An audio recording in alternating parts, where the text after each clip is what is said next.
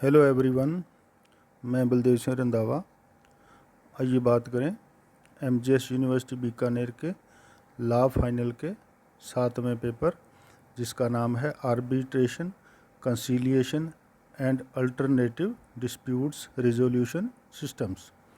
इसका मतलब होता है आर्बिट्रेशन मीन माध्यस्थम, कंसीलिएशन सुलहकारी and alternative dispute resolution system वैकल्पिक निवाद निवारण तंत्र। इसका मतलब है जो कार्रवाइयाँ सामान्य अदालतों में चलती हैं उनको सामान्य डिस्प्यूट निवारण सिस्टम कहते हैं, लेकिन जो उसके अलावा सामान्य अदालतों के अलावा जो किसी तरह से निपटाए जा सकते हैं मामले, उनको अल्टरनेटिव यानी वैकल्पिक विवाद निस्तारण तंत्र कहा जाता है। इस पेपर में आपको कुल 2 एक्ट्स पढ़ने हैं, केवल मात्र 2 acts, arbitration and conciliation act 1996 और दूसरा आपको पढ़ना है the legal services authorities act 1987। पहली 3 यूनिट्स में आपको केवल पहले वाला act arbitration and conciliation act 1996 पढ़ना है। इस एक्ट के 3 हिस्से हैं, ध्यान से देखें, केवल इसके 3 हिस्से हैं, जिसमें आपको पहले हिस्से में आर्बिट्रेशन मिलेगा, आर्बिट्रेशन पार्ट 1। दूसरा एनफोर्समेंट ऑफ फॉरेन अवार्ड्स, विदेशी आर्बिट्रेशन के अवार्ड्स का भारत में लागू कैसे किया जाएगा, 2 नंबर में। और तीसरे में है कंसीलिएशन सुलहकारी, यानी सुलह क्या है और सुलह कार्रवाइयाँ कैसे निपटाई जाती हैं। आइए देखें। जनरल प्रोविजंस सेक्शन 2 में डेफिनेशंस दी गई हैं और 6 तक छोटी छोटी और चीज़ें हैं, तो डेफिनेशंस को आप बड़े ध्यान से देखें, छोटी छोटी डेफिनेशंस हैं। फिर आता है आर्बिट्रेशन एग्रीमेंट। आर्बिट्रेशन एग्रीमेंट का मतलब है, पहले आर्बिट्रेशन थोड़ा समझें। आर्बिट्रेशन एक ऐसी कार्यवाही होती है, एक देखा जाए तो सामान्य अदालत की तरह इसको आप समझ सकते हैं। आर्बिट्रेशन का मतलब होता है माध्यस्थम कार्यवाही को कहेंगे, और जो व्यक्ति वहाँ जज के तौर पे काम करेगा उसको आर्बिट्रेटर कहा जाएगा, और उसको माध्यस्थ कहना है, मध्यस्थ नहीं कहना। मध्यस्थ का मतलब मीडिएटर होता है, एक ये माध्यस्थ होगा और कार्यवाही को माध्यस्थम कार्यवाही कहा जाएगा। ये ऐसी कार्यवाहियाँ हैं जब कभी जो मामले संविदा यानी कॉन्ट्रैक्ट है। देखा जाए तो दुनिया में हम सभी तरह के काम जो करते हैं, 2 लोग जब व्यापार करेंगे, कुछ भी करेंगे, हम देन लेन सब करते हैं, वो कॉन्ट्रैक्ट के आधार पर चलते हैं, संविदा के आधार पर, और उनमें कोई ना कोई व्यापारिक गतिविधियां होती हैं, इसलिए उसको कमर्शियल भी कहा जाता है। कॉन्ट्रैक्चुअल या कमर्शियल कार्यवाहियाँ जब होती हैं, लोग व्यापार करते हैं फर्मों में, दूसरी जगह कंपनी में, तो जब एक से ज़्यादा 2 लोग मिलकर कोई व्यापार करने लगें, कोई कारोबार करें, कोई किसी भी तरह का देन लेन करें, तो सामान्यतः वो लिखित कॉन्ट्रैक्ट करते हैं, जिसे संविदा कहा जाता है। और सामान्यतः उस संविदा में जो अधिकतर लोग करते हैं या नहीं, तो संविदा में ही ये लिख दिया जाता है जब हम कॉन्ट्रैक्ट करते हैं कि यदि एक व्यक्ति ने संविदा को भंग किया, कॉन्ट्रैक्ट को ओबे नहीं किया, तो हम क्या करेंगे। उसमें ये लिख दिया जाता है कि हम इस मामले को आर्बिट्रेशन के माध्यम से निपटाएंगे।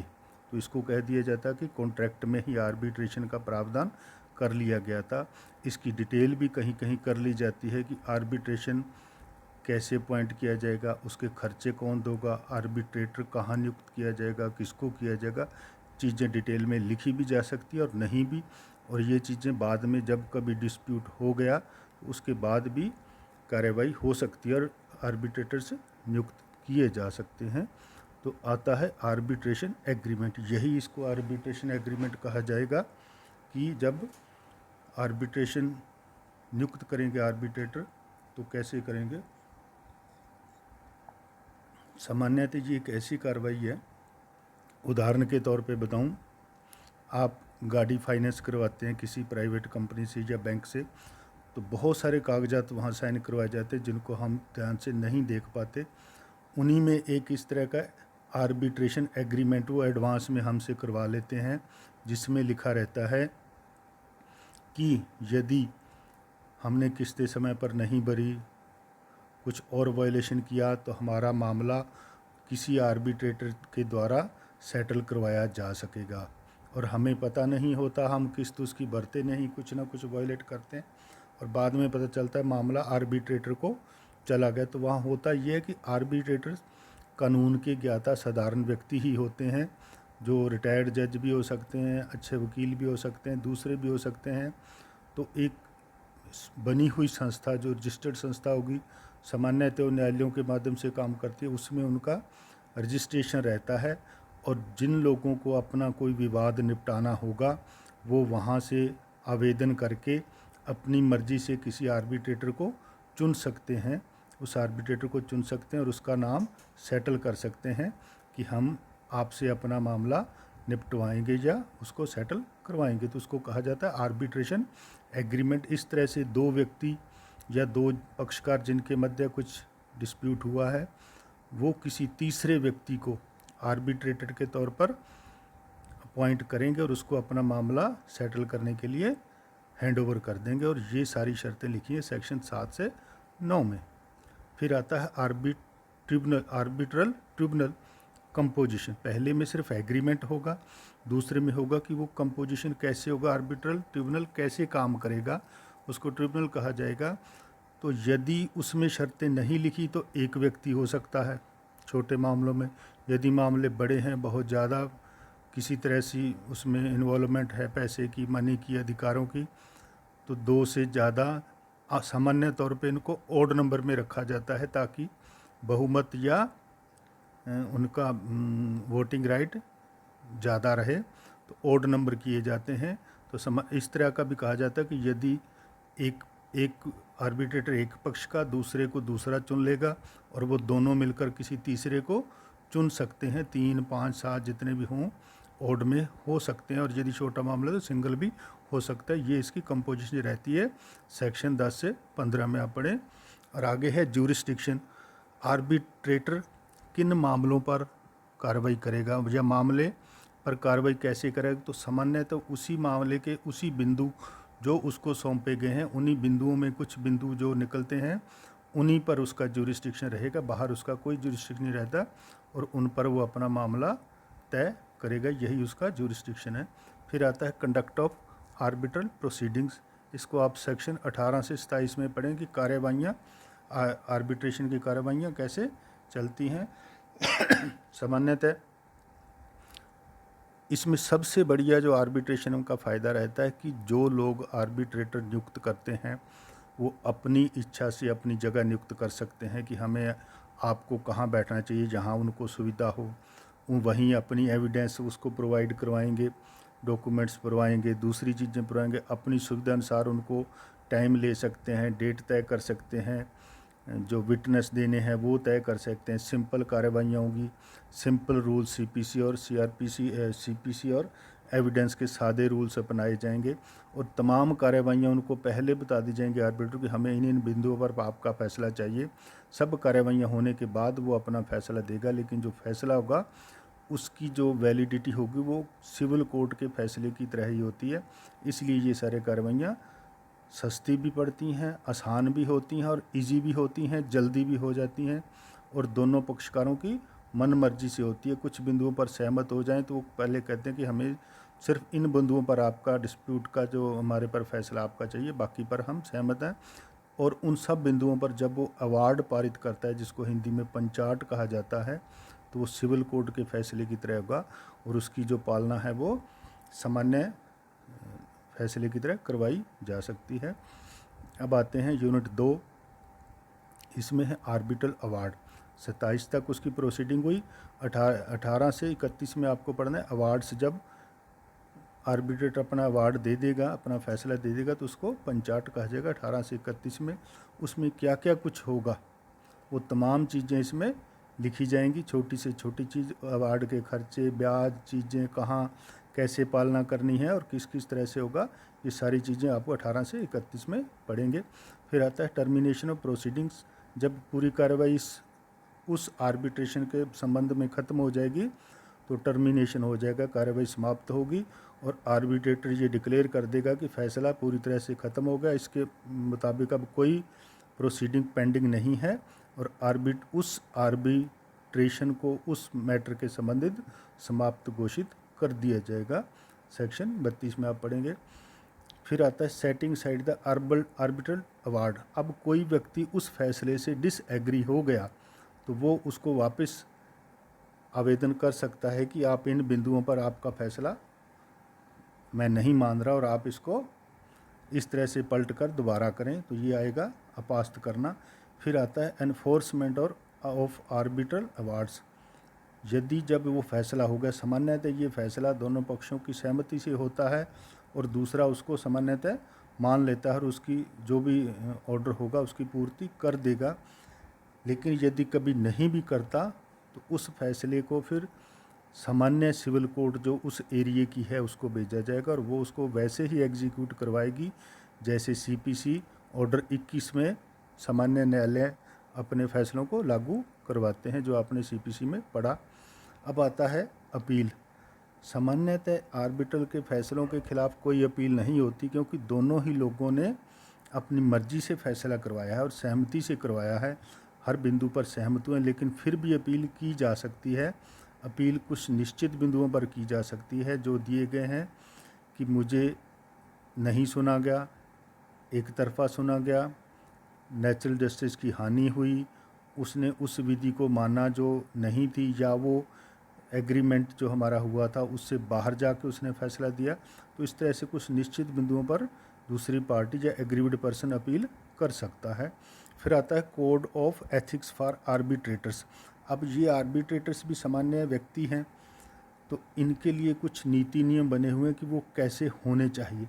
एक्ट में नहीं है लेकिन आप गूगल पे ढूंढें तो आपको मिल जाएंगे, 6-7 हैं वो, कि वो फेयर हों, किसी के खिलाफ नहीं जाएंगे, अपनी कार्रवाई ईमानदारी से करेंगे, दोनों पक्षों को बराबर सुनेंगे, किसी के साथ भेदभाव नहीं करेंगे, दोनों को सुनते हुए अपना फैसला नेचुरल जस्टिस के हिसाब से दोनों को बराबर का मौका देंगे एविडेंस लीड करने का, और दूसरी चीज़ों का यही इसके नीति नियम है। किसी से रिश्वतखोरी वाली बात नहीं करेंगे, कंडक्ट्स के खिलाफ नहीं जाएंगे, तो ये उनके नीति नियम हैं। फिर आता है चैप्टर यूनिट 3 पार्ट 2। अब देखिए यहाँ दो जो यूनिट आपने पढ़ी, यहाँ जो आर्बिट्रेशन की कार्रवाइयाँ केवल अपने देश में हो रही हैं, देश के, और देसी जो इनको कहा जाएगा देसी आर्बिट्रेशन के देशी ही 2 आदमी हैं, चाहे व्यक्ति हैं, कंपनियां हैं, कुछ भी हैं, भारत देश के अंदर हो रहा है। तो यहाँ ये हुआ यूनिट 2 तक। अब आता है unit 3 enforcement of foreign awards. पहले ये बात नहीं आती थी लेकिन अब दुनिया बहुत बढ़ गई, दुनिया से कारोबार बहुत बढ़ गए, लोग बाहर जाके बिजनेस करते हैं, देशी विदेशी कंपनियां देशों में जाती हैं एक से दूसरी जगह। तो जब 2 कंपनियां जो एक अलग देश की एक अलग देश की, या व्यक्ति अलग अलग देशों के, उनमें कोई डिस्प्यूट होगा तो उनका अगर उन्होंने कहीं से अपना अवार्ड ले लिया तो अवार्ड की फिर एग्जीक्यूशन कैसे करवाया जाएगा। यदि मान लिया जाए एक व्यक्ति यूके का है, एक इंडिया का है, और आर्बिट्रेशन यूके में पास हो गया, तो एग्जीक्यूशन हमेशा वहीं होना होता है जहां विरोधी पक्ष की प्रॉपर्टी हो, क्योंकि प्रॉपर्टी को ही चाहे कुर्क किया जाए, चाहे सीज किया जाए, या उसका बेचान किया जाए, उससे वसूला जाएगा, या व्यक्ति वहाँ रहता है। तो इसलिए दूसरे देश में इसको लागू कैसे करवाया जाए, ये सबसे बड़ी समस्या थी फर्स्ट वर्ल्ड वार में। फर्स्ट वर्ल्ड वार के दौरान ही पहली बार बना था यूएन लीग, जिसका नाम अब यूनाइटेड नेशन है, ये पहले यूएन लीग था। तो उसकी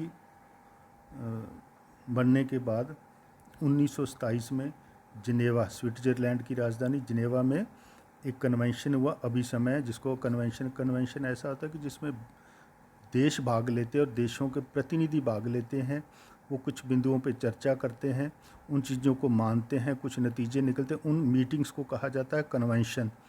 और मीटिंग्स के बाद जो एक तरह का नियमावली या कुछ फॉर्मेलिटी जारी की जाती है उसको कहा जाता है प्रोटोकॉल। तो पहले जिनेवा कन्वेंशन लागू हुआ, फिर हमारे देश में आर्बिट्रेशन एक्ट 1940 आया, लेकिन तब तक विदेशी अवार्ड्स को लागू करवाने के बारे में कोई क्लियर नियम नहीं था। फिर 1961 में, 1958, 1959 में न्यूयॉर्क में कन्वेंशन हुआ। उस कन्वेंशन में यूएन के जो मेंबर्स देश हैं लगभग 198, उनमें से 165 देशों ने उसको मान लिया। उस कन्वेंशन में उन्होंने माना। अब जिन देशों ने उस कन्वेंशन में वहाँ साइन किए हैं वो सारे उसके मेंबर हैं। उन देशों के लोग, उन देशों की कंपनियां अपने अवार्ड्स को उन देशों में लागू करवा सकती हैं, और उन देशों के जो अवार्ड्स होंगे वो भारत के न्यायालयों द्वारा लागू करवाए जा सकेंगे। इसी को कहा जाता है एनफोर्समेंट ऑफ फॉरेन अवार्ड। तो ये किसके द्वारा संभव हुआ? ये संभव हुआ न्यूयॉर्क कन्वेंशन 1959। तो इसको आपको पढ़ना है सेक्शन 44 से 52 तक, न्यूयॉर्क कन्वेंशन 44 से 52 तक। और दूसरा आप पढ़ेंगे जिनेवा कन्वेंशन 53 से 60 तक। यही इसका मतलब है कि विदेशी आर्बिट्रेटर्स के अवार्ड्स को भारत में कैसे लागू करवाया जाए, या यदि कोई ऐसा अवार्ड्स जो भारत में पारित हुआ है उसको दूसरे देश में लागू करवाना है तो कैसे होगा, वो सभी होगा। इसको कहते हैं रेसिप्रोकल व्यतिक्रमी कहते हैं। जिस देश की हम मानते हैं वही देश हमारी मानेगा, और ये सिर्फ उन्हीं देशों को ये सुविधा मिलती है जिन लोगों ने न्यूयॉर्क कन्वेंशन के दौरान हाजिर थे और वहाँ साइन किए हैं और उसके मेंबर हैं, चाहे बाद में बने।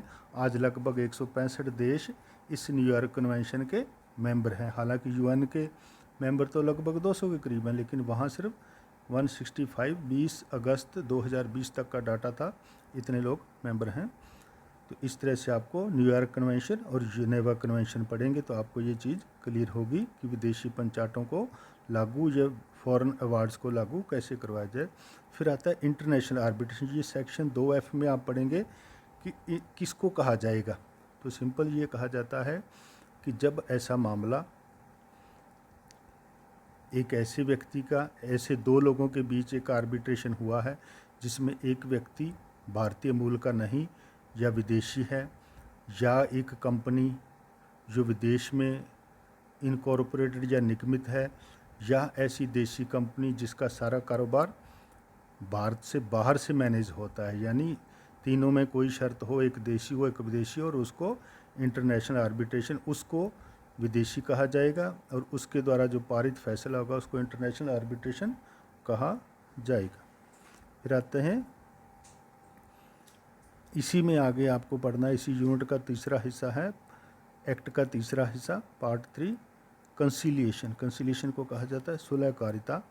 तो यहाँ है इंस्टीट्यूशन इसको पूरा पढ़ें। इंस्टीट्यूशन कंसीलिएशन असल में एक सुलहकारिता सिस्टम होता है जिसमें दूसरे लोगों को कहा जाता है कि आप सुलह करिए, या उनको सुलह करवाई जाती है कि सुलह करके आप मामले को निपटाइए। लेकिन आर्बिट्रेशन एक न्यायालय की तरह काम करता है, अवार्ड की तरह, और उसको विधिक मान्यता है, इसलिए उसको कहीं भी लागू करवाया जा सकता है। लेकिन कंसीलिएशन को ऐसी विधिक मान्यता सामान्यतः नहीं होती, और वो सिर्फ सामान्य व्यक्तियों के बीच की बात है।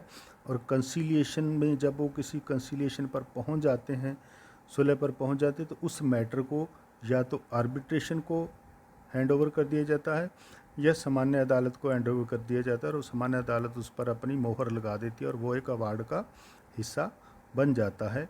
लेकिन यहाँ है इंस्टीट्यूशनल कंसीलिएशन, संस्थागत या संस्थात्मक सुलहकारिता।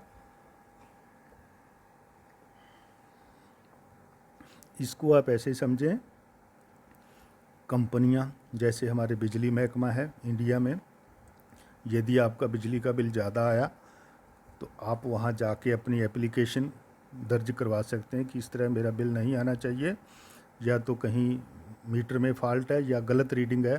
तो उन्होंने अपने ही डिपार्टमेंट में एक सिस्टम बना रखा है जिसको इंस्टीट्यूशन कंसीलिएशन कहा जाता है। वो आपकी बात सुनते हैं, एग्रीवड हैं आपको, तो उसको कहा जाता है एग्रीवेंस रिड्रेसल सिस्टम। वो आपकी बात सुनते हैं और यथासंभव उसको निपटारा करने की कोशिश करते हैं। जब भी नहीं होता तो फिर आप किसी कोर्ट ऑफ लॉ में डाले जा सकते हैं। बैंकों में भी इस तरह से होता है, और बैंकों में जो होता है उसको ओम्बड्समैन कहा जाता है, ओम्बड्समैन।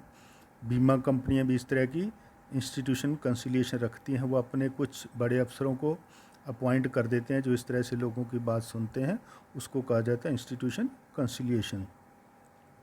फिर आता है कंसिलिएटर्स। तो जब इस तरह की संस्था होगी जो सामान्य ये कंसिलिएशन नियुक्त किए जाते हैं 61 से 81 में आप पढ़ेंगे। आर्बिट्रेशन की कार्रवाई चल रही है तो आर्बिट्रेटर भी सदस्यों के कहने पर, दो पक्षों के कहने पर किसी तीसरे कंसिलिएटर को नियुक्त कर सकता है, 2 को 3 को, उनके कहने पर कि वो मामले में आगे कार्रवाई करें, उनसे मिलें जुलें और बात को आगे बढ़ा के कुछ बिंदुओं पर सहमत करने की कोशिश करें।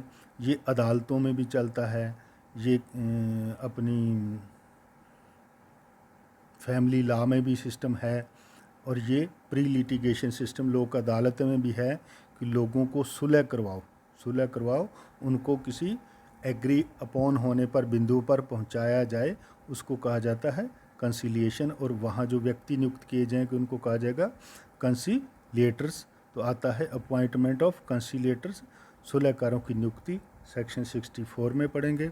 उनके संबंध कैसे होंगे पार्टियों से, ये भी आप उसमें पढ़ सकते हैं। ये 61 से 81 तक छोटी छोटी चीज़ें हैं कि वो पार्टियों को कैसे राजी करेंगे, कैसे संबंध बने, बातचीत से उनको समझाएंगे कि लिटिगेशन में कोई फ़ायदा नहीं, आप बैठिए और बात को निपटाइए और मामले को समझिए, जो आपकी बात है हम सुनते हैं, उनकी है, कुछ ले दे के कुछ ऊपर नीचे करके ये कंसिलिएटर मैटर को सेटल करने की कोशिश करते हैं। सेटलमेंट एग्रीमेंट सेटल, और जब वो कुछ मामला सहमत हो जाता है तो एग्रीमेंट एक तैयार कर दिया जाता है। उस एग्रीमेंट को यदि मामला सिर्फ लेन देन का है तो वहीं सेटल करके उसको वेरीफाई कर दिया जाता है नोटरी के माध्यम से मजिस्ट्रेट के सामने, और वो एक एग्रीमेंट बन जाता है कि हमारा डिस्प्यूट ख़त्म हो गया, आइंदा हम नहीं जाएंगे, और वो एक रेस्ट जुडिकेटा का इफ़ेक्ट रखेगा। और हो सके तो उस मैटर को यदि किसी कोर्ट ने दिया है तो कोर्ट को वापस हैंड ओवर कर दिया था और कोर्ट उसके अनुसार अपना अवार्ड जारी कर सकती है। आर्बिट्रेटर द्वारा किया गया तो आर्बिट्रेटर भी उसके मुताबिक अपना अवार्ड जारी कर सकता है, और इस तरह से टर्मिनेशन ऑफ कंसिलिएशन प्रोसीडिंग्स कार्रवाइयाँ समाप्त हो जाएंगी। और यदि किसी वजह से नहीं है तो रिजोर्ट टू जुडिशियल प्रोसीडिंग, दोबारा कार्रवाई शुरू हो सकती है। नहीं हुआ तो इसमें जो कॉस्ट है, कॉस्ट होते हैं खर्चे, तो कंसिलिएटर ये तय कर देंगे कि इस तरह के खर्चे होंगे, किन के खर्चे होंगे, क्या मिले, किस तरह से मामला तय हुआ, ये सारी चीज़ें उसमें लिख दी जाती हैं। और कभी कभी कार्रवाई शुरू करने से पहले दोनों पक्षों को कहा जाता है कि आप कंसिलिएटर के खर्चे, सुलहकारों के खर्चे या दूसरी चीज़ों के खर्चे, कहीं जाना है, कहीं जांच करनी है, कुछ औरत, उस तरह के खर्चे दोनों पार्टियों से एडवांस में जमा कराए जाते हैं, जिसको डिपॉजिट कहा जाता है। तो इस तरह आप इसको समझें, ईजी है। फिर आता है alternative unit 4, alternative dispute and resolution system. देखा जाए तो ये सारा पेपर ही उसी का है, लेकिन यहाँ इन्होंने फिर इसको यूनिट 4 में कहा है सामान्य अदालतों के अलावा जो मामले निपटाने का तरीका है उसको अल्टरनेटिव कहा जाता है, वैकल्पिक डिस्प्यूट एंड रिजोल्यूशन सिस्टम। तो ये आप पढ़ें इसको, ये हिस्सा है सारा, ये दोनों यूनिट हिस्सा है इस एक्ट का जिसका नाम है the legal service authorities act 1987। ये आप सेकेंड ईयर में भी आपके 9वें पेपर में ये शामिल था और आप इसको पढ़ चुके हैं, थोड़ा याद करने की कोशिश करें। Objects and role of committee for implementation of legal aid schemes. इस एक्ट में जो बनी गई कमेटियां हैं, आप देखें सेक्शन 3A, सेक्शन 8A और सेक्शन 11A, ये कमेटियां वो कमेटियां हैं जो राष्ट्रीय विधिक सेवा प्राधिकरण सुप्रीम कोर्ट में बनी है 3A में, जो राज्य विधिक सेवा प्राधिकरण में बनी है सेक्शन 8A में, और जो तालुका विधिक सेवा प्राधिकरण में तालुका विधिक सेवा समिति में बनी है 11A में। ये वो कमेटियां हैं और ये काम क्या करती हैं, ये लोगों को सलाह देती हैं, कैंप लगाती हैं स्कूलों में, कॉलेजों में, लोगों के बीच जाकर, विश्वविद्यालयों में, लीगल लॉ कॉलेज में जाके, लॉ स्कूल में, कि अवेयरनेस फैलाती हैं कि लोगों को आपस में राजीनामे करने चाहिए, ज़्यादा जो लिटिगेशन कम होना चाहिए, इस तरह के काम ये करती हैं। तो आइए देखें आगे एक्ट में है। अब ये पहले इसमें नहीं था, 2002 में जब इसमें अमेंड आया तो 2002 में जो सबसे बड़ी चीज़ जोड़ी उसमें सेक्शन 22A-B-C जोड़ा, जिसमें स्थायी लोक अदालत की स्कीम बनाएगी। उससे पहले वो नहीं थी। तो इसको देखेंगे तो सेक्शन 2 तक आपको डेफिनेशन देखनी बहुत अच्छी तरह से। फिर आती है नेशनल लीगल सर्विस अथॉरिटी, राष्ट्रीय विधिक सेवा प्राधिकरण, जो इस एक्ट के तहत बनता है। ये सुप्रीम कोर्ट में बनता है और सुप्रीम कोर्ट के मुख्य न्यायाधीश इसके संरक्षक होंगे। वो किसी दूसरे न्यायाधीश को इसका अध्यक्ष नियुक्त करेंगे कमेटी का, और किसी और जो केंद्रीय सरकार बताएगी किसी कैबिनेट सेक्रेटरी लेवल के व्यक्ति को या उच्च न्यायिक सेवा के व्यक्ति को सेक्रेटरी नियुक्त किया जाएगा और अन्य लोग नियुक्त करेंगे। तो वो सुप्रीम कोर्ट के एरिए में विधिक सेवाएं प्रदान करने के लिए, चाहे फ्री लीगल एड हो या दूसरी हो या अवेयरनेस फैलाने की, उसके बारे में ये काम करती है सेक्शन 3 में। फिर आती है स्टेट लीगल सर्विस अथॉरिटी, जो सभी हाई कोर्ट्स में काम करती है। हाई कोर्ट्स के मुख्य जज जो चीफ जस्टिस ऑफ किसी हाई कोर्ट के होंगे वो उसके संरक्षक होते हैं। किसी दूसरे हाई कोर्ट के जज को वो अपॉइंट करते हैं, वो उसका अध्यक्ष रहता है। और फिर उसी तरह से वहाँ RHJS या किसी हायर जुडिशियल सर्विस के व्यक्ति को सेक्रेटरी अपॉइंट किया था और दूसरे उसके सारा तामझाम दफ्तर वगैरह बनाया जाएगा। और फिर वो इसी तरह से लीगल एड प्रोवाइड करने के लिए, लीगल अवेयरनेस फैलाने के लिए काम करते हैं। इसी तरह से ये district legal service authority section 9 में काम करती है। प्राधिकरण कहते हैं इसको, डिस्ट्रिक्ट लीगल सर्विस अथॉरिटी, जिसके अध्यक्ष जो होंगे जिला जज होंगे और उसके जो सचिव होंगे वो न्यायिक सेवा के अधिकारी। हालांकि अभी लेटेस्ट जो सुना गया है वो भी उनके समकक्ष या ADJ लेवल के या अतिरिक्त डिस्ट्रिक्ट जज को ही लगाया जाने लगा है। तो कॉन्स्टिट्यूशन में ये रहता है कि एक डिस्ट्रिक्ट जज होंगे जो अध्यक्ष होंगे, दूसरे उसके सचिव होंगे, साथ में कुछ और सदस्य उसमें नियुक्त किए जा सकते हैं और इस तरह से वो काम करेगी। और फंक्शन इन सब के वही हैं कि जो ऊपर से इनको नीचे रोल आएंगे, लीगल अवेयरनेस फैलानी है इन्होंने और लीगल एड प्रोवाइड करनी है। जो सेक्शन 12 और 13 में जो लोग इसके हकदार हैं उनको फैलानी है। तो आपको इसको याद रखने का तरीका, ऊपर वाली को नेशनल लीगल सर्विस अथॉरिटी को लिखें, बोलें नालसा, स्टेट वाली को बोलें सालसा, डिस्ट्रिक्ट वाली को याददाश्त के लिए बोल सकते हैं डालसा, और जो तहसील लेवल पे होती है उसको याद रख सकते हैं टालसा। तालुका लिखा है, टालसा में तहसील, तो तालुका लेवल कमेटी को नालसा, सालसा, डालसा और टालसा करते हुए याद रख सकते हैं। फिर आती है यूनिट 5 में लोक अदालत।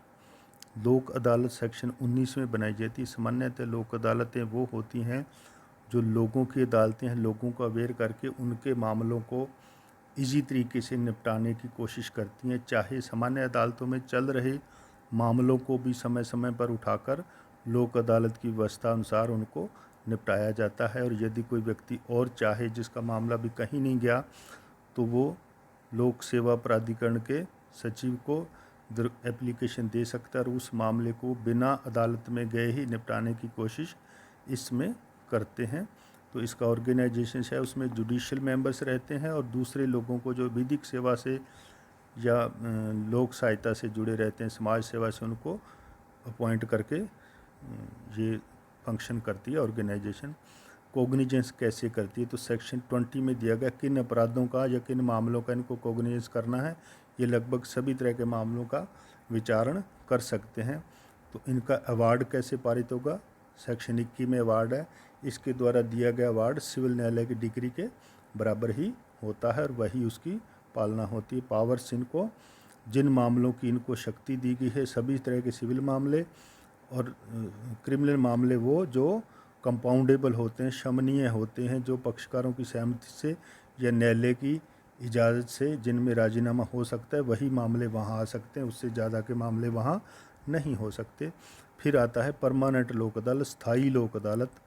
ये सेक्शन 22A में बनाई जाती है और इस में एक रिटायर्ड जिला न्यायाधीश लेवल के व्यक्ति और साथ में 2 उनके जो कानून के जानकार होते हैं उन लोगों का 3 लोगों की इस तरह की एक स्थायी लोक अदालत आजकल ये काम कर रही है और ये पूरा लगभग पूरा शेड्यूल है इसका, परमानेंट काम करती है। और 22B में इसकी सेक्शन 22A में इसकी डेफिनेशन दी गई है इससे संबंधित चीज़ों की। 22B में इसका इस्टेब्लिशमेंट किया गया है कि ये एक रिटायर्ड जिला जज या वर्किंग सामान्यतः रिटायर्ड लगाते हैं और 2 उनके साथ विधि के जानकार व्यक्ति होते हैं। 3 लोगों की ये एक बेंच बन के काम करती है, फॉरम बन के।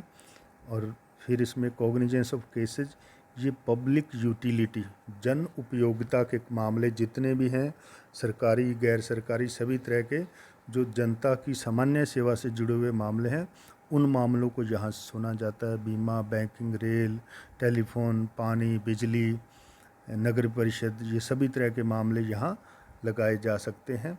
और सामान्य प्रोसीडिंग, सामान्य नियमों का पालन करते हुए ब्रीफ समरी ट्रायल की तरह कोई ठोस इसमें एविडेंस नहीं होती। एफिडेविट पर वो एविडेंस लेते हैं और बहुत ज़्यादा कागजी कार्रवाई नहीं करते। विरोधी पक्षकार को बुलाकर समझाइश से कोशिश करते हैं, कंसीलिएशन से।